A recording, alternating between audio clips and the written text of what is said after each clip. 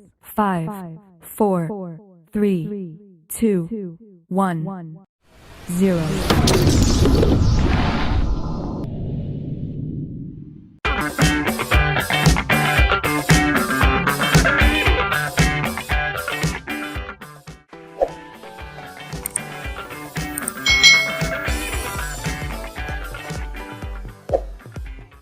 Hai, selamat datang di channel YouTube Kak Citra. Apa kabar adik-adik semuanya? Kak Citra berharap kalian dalam kondisi yang baik, sehat, dan siap untuk belajar ya. Hari ini kita akan belajar bersama-sama di tema 5, pengalamanku, subtema 3, pengalaman di tempat bermain, pembelajaran yang kelima. Mari adik-adik kita belajar dengan penuh semangat ya. Benny anak yang pandai. Benny selalu ditunjuk oleh guru. Sekarang Benny ditunjuk oleh ibu guru. Benny diminta membacakan puisi. Puisi dibacakan di depan kelas. Judul puisinya adalah Paman Datang. Adik-adik tentu tahu lagu Paman Datang ya, ciptaan Pak Ate Mahmud. Nah, lagu Paman Datang ini bisa dibaca menjadi sebuah puisi. Yuk kita baca bersama-sama puisi Paman Datang. Paman Datang ciptaan Ate Mahmud. Kemarin Paman datang, pamanku dari desa. Dibawakannya rambutan, pisang, dan sayur mayur segala rupa. Bercerita paman tentang ternaknya. Berkembang biak semua. Padaku, paman berjanji mengajak libur di desa. Hatiku girang, tidak terperi. Terbayang sudah aku di sana. Mandi di sungai, turun ke sawah, menggiring kerbau ke kandang. Itu tadi puisi Paman Datang, menceritakan tentang Paman Datang yang dari desa ya, pamannya dari desa, membawa buah-buahan dan sayur mayur. Lalu paman itu bercerita bahwa ternaknya di desa itu berkembang biak semuanya. Lalu paman berjanji kepadaku untuk mengajak libur di desa nanti. Nah, yang diajak libur ke desa sudah membayangkan mandi di sungai, pergi ke sawah, lalu menggiring kerbau ke kandang. Ini isi dari puisi Paman Datang. Carilah kosakata baru dalam puisi tadi, lalu tuliskan artinya. Nah, di sini Kak Citra punya kosakata baru untuk adik-adik semua yang dari bacaan Paman Datang tadi, puisi Paman Datang tadi. Misalnya ada kata paman. Sebenarnya paman itu artinya apa? Nah, paman itu artinya adalah adik laki-laki dari ayah atau ibu kita. Berikutnya dalam puisi tadi ada kata sayur mayur. Nah, adik-adik kalau lihat ini, gambar ini, sayur mayur itu apa ya? Sayur mayur itu adalah dedaunan, tumbuh-tumbuhan, polongan, dan sebagainya yang dapat dimasak atau bisa juga kita sebut dengan sayur-sayuran. Itu sayur mayur adik-adik. Lalu tadi ada kata ternak. Nah, ini adalah hewan ternak. Apa itu arti kata ternak? Ternak itu binatang yang bisa dipelihara seperti lembu, kuda, kambing, dan sebagainya untuk dibiakkan dengan tujuan produksi. Ya, bisa dikembangbiakkan untuk tujuan apa? Produksi. Misalnya kalau ayam itu untuk memproduksi telur ya, yang dimanfaatkan telur dan dagingnya seperti itu. Lalu di puisi tadi ada kata girang. Hatiku girang, tidak terperi. Nah, girang itu artinya apa? Girang itu artinya adalah, ayo kalau seperti ini bagaimana? Artinya adalah riang atau gembira.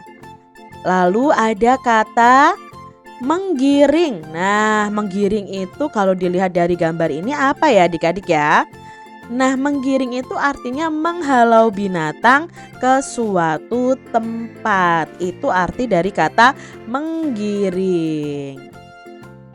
Adik-adik, perhatikan gambar berikut ini. Nah, ini adalah bagian dari sila-sila Pancasila. Apakah kalian ingat ini sila keberapa ya? Simbol sila keempat. Yang bunyinya bagaimana adik-adik? Ya, bunyinya adalah kerakyatan yang dipimpin oleh hikmat kebijaksanaan dalam permusyawaratan perwakilan. Adik-adik, Beni dan temannya akan belajar PPKN. Satu kelas Beni ini akan belajar tentang musyawarah. Nah, musyawarah itu untuk mencapai kata mufakat. Beni dan temannya perlu semangat kekeluargaan. Ternyata mereka sedang musyawarah untuk memilih ketua kelas. Nah, adik-adik, musyawarah itu sesuai dengan penerapan sila keempat Pancasila. Nah, ini ya, Beni dan teman-temannya sedang memilih ketua kelas. Pemilihan ketua kelas. Pada hari ini kelas Beni bermusyawarah. Beni dan temannya itu musyawarah untuk menentukan ketua kelas. Musyawarah didampingi guru kelas. Berdasarkan hasil musyawarah didapatkan 2 orang siswa calon ketua kelas. Kedua orang siswa tersebut adalah Udin dan Edo. Selanjutnya Beni dan temannya memilih ketua dan wakil ketua. Caranya dengan musyawarah lagi. Nah, akhirnya yang terpilih adalah Udin. Udin terpilih sebagai ketua kelas dan Edo walaupun kalah dia mau menerima dengan legowo. Legowo itu dengan lapang dada, tidak marah-marah adik-adik. Nah, di sini kita tahu bahwa Beni dan teman-temannya sedang melakukan musyawarah. Musyawarah itu salah satu penerapan sila keempat Pancasila. Dari bacaan ini tadi kita akan menjawab pertanyaan bersama-sama adik-adik. Yang pertama, apa yang dilakukan Beni dan temannya? Nah, Beni dan temannya tadi sedang bermusyawarah memilih ketua kelas. Berikutnya, sebutkan nama calon ketua kelas yang terpilih. Ya, calon ketua kelas yang terpilih tadi adalah Udin dan Edo ya. Lalu mereka bermusyawarah lagi, menentukan lagi ini baru calon ketua kelasnya. Nanti akan ditentukan siapa yang menjadi ketua kelas dan siapa yang menjadi wakil ketua. Bagaimana hasil musyawarah yang dilakukan tadi adik-adik?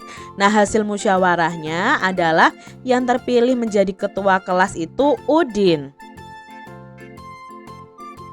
Apakah Edo menerima hasil pemilihan ketua kelas? Nah, tadi dijelaskan bahwa Edo menerima hasil musyawarah dengan legowo atau dengan lapang dada, dengan tidak marah-marah, bahwa Udinlah yang terpilih menjadi ketua kelas.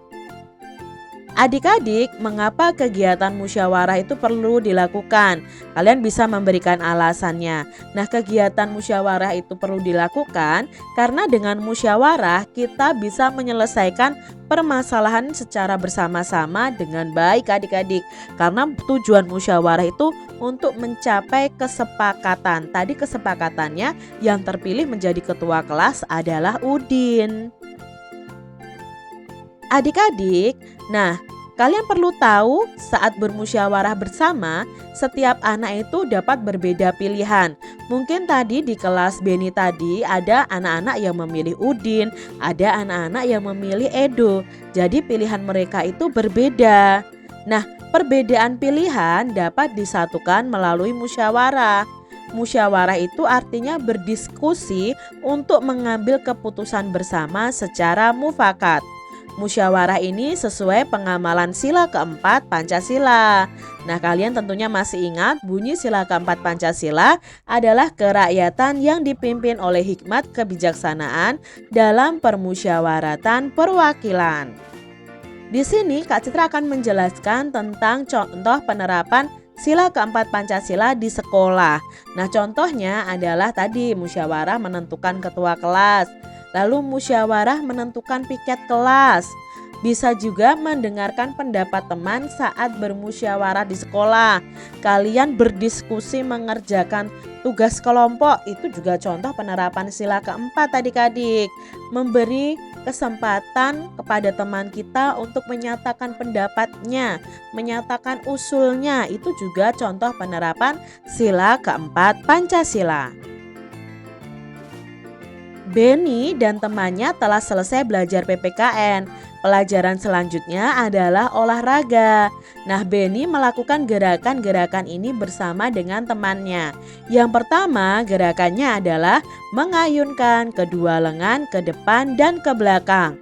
Coba adik-adik ayunkan kedua lengan kalian ke depan dan ke belakang.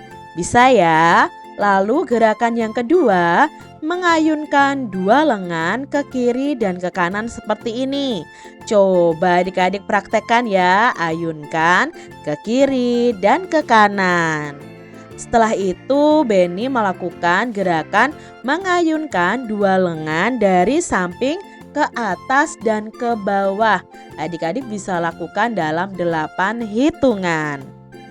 Dan yang keempat, Benny mengayunkan kedua lengan setinggi bahu. Jadi kalian bisa melakukan gerakan-gerakan yang dilakukan oleh Benny.